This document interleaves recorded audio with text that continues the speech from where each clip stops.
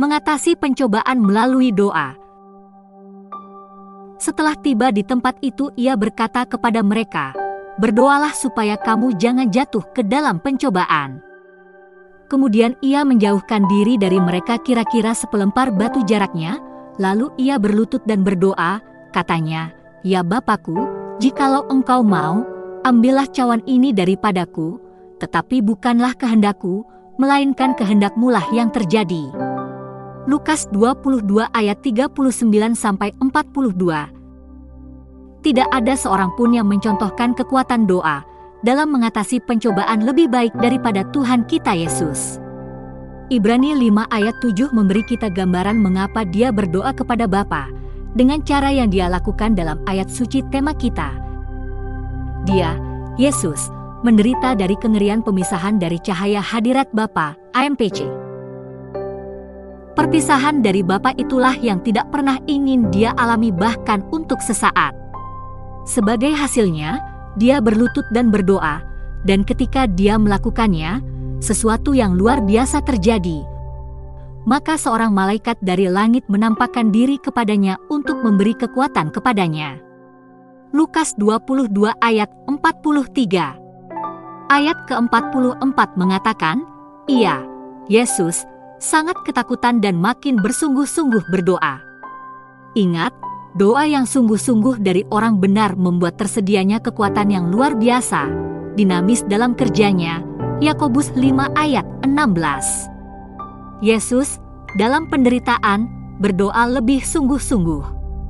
Doanya begitu intens seperti yang dikatakan Alkitab, keringatnya menjadi seperti gumpalan besar darah yang jatuh ke tanah. Lukas 22 ayat 44 AMPC.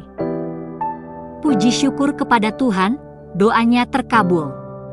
Ia menyerahkan dirinya kepada kehendak Bapa dengan menjadi dosa bagi kita, sehingga kita menjadi kebenaran Allah di dalam Dia. Haleluya! Ketika dia selesai berdoa, dia mengatakan sesuatu yang instruktif kepada murid-muridnya. Lukas 22 ayat 45-46 mengatakan, ketika dia bangun dari doa dan kembali ke para murid, dia menemukan mereka tertidur, kelelahan karena kesedihan.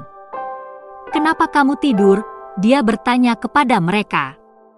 "Bangunlah dan berdoalah agar kamu tidak jatuh ke dalam pencobaan, NIV." Masalahnya bukanlah tergoda, tetapi jatuh ke dalam pencobaan.